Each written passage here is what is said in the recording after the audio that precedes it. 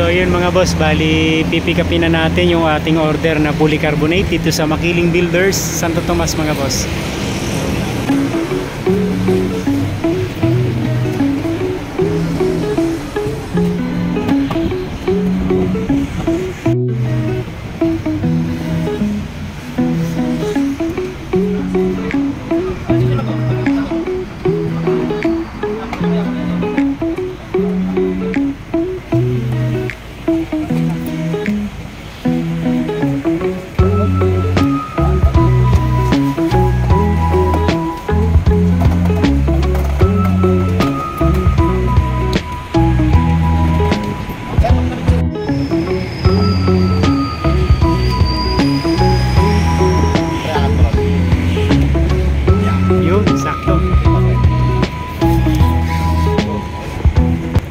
Mga boss, naisakay na yung ating order na polycarbonate dito sa Makiling Builders, Santo Tomas City mga boss. Okay, so on the way tayo ngayon sa Kabuyaw project mga boss. Shoutout nga po pala sa ating kliyente kay Ma'am and Sir.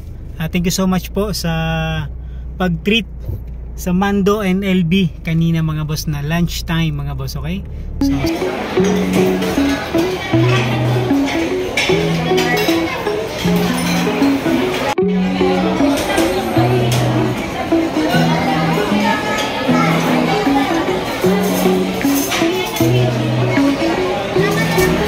salamat po sa inyo Ma'am and Sir.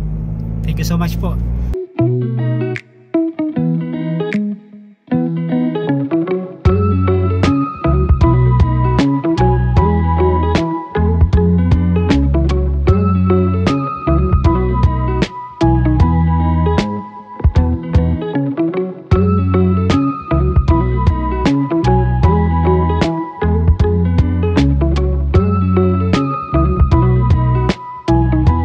Sila yung ating inocular visit kanina sa Limobresa, Santo Tomas mga boss. Okay, so babalikan natin yung Limobresa, gawa ng itatanong natin doon sa office, sa admin regarding doon sa building permit kung ano yung kanilang process. The same time, tayo na yung magpaprocess ng building permit, gawa ng para sila may trabaho yung mag-asawa, work from home sa Binyan mga boss. Okay, so tayo na yung magpaprocess ng kanilang mga permit. Okay, so salamat mga boss. God bless.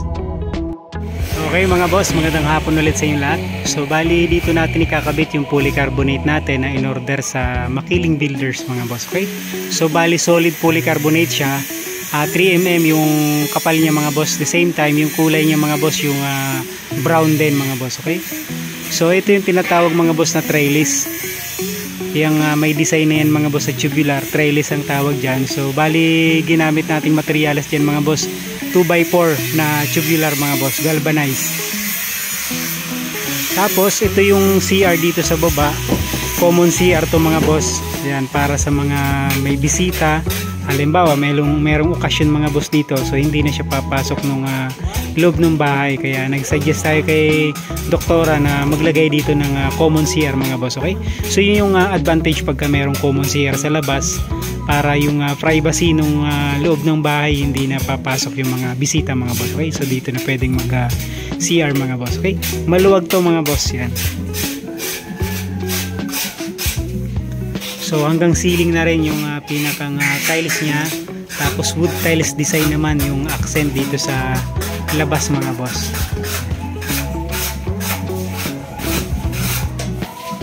Tapos yung exterior naman mga boss, bali ni-repaint natin yan mga boss. Okay, so ginawa natin off-white gray yung pinakang wall mga boss. Tapos yung mga belt mga boss, yung ginawa natin medyo dark gray naman siya mga boss. So ito yung pinakang garahe mga boss. So kasya dito yung dalawang sasakyan. So tatanggalin lang natin tong mga halaman mga boss para magkasya. So ito naman yung bubong dito sa garahe. So iba naman to mga boss, bali long span yero naman to mga boss, yung pinakang roofing natin dito. Okay, so ito yung pinapabricate naman ni Boss Melvin mga boss, para to dun sa glass door mga boss. So siya yung magiging metal door mga boss. Tapos ito rin mga boss, papalitan din to. So ito yung finished product niya mga boss. So bali kukulayan pa natin to ng brown. Okay? So para match yung mga metal mga boss, lahat brown siya. So pati yung grills nire-repaint din. Check natin dito sa second floor mga boss. So yung railings mga boss, pinalitan natin ng stainless 304. At the same time meron siyang tempered glass mga boss. So ito naman yung terrace dito sa taas mga boss. Ayan, so bali naka-tempered glass din yung lahat ng railings dito mga boss.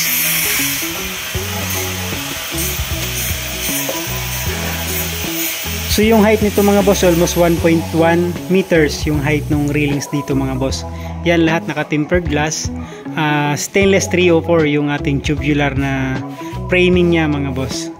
So ito naman yung ceiling roofing dito sa terrace mga boss. So bali binago din natin yan. So bali color roof din yung ating roofing dito mga boss, long span. Tapos naglagay tayo ng PVC ceiling mga boss. Okay. So dati mga boss may laundry dito mga boss, itong area na to. So tinanggalan natin. So mangyayari nito mga boss, magiging tambayan na siya. Okay? Pwede dito maglagay ng upuan, tambayan mga boss. Okay? So yan.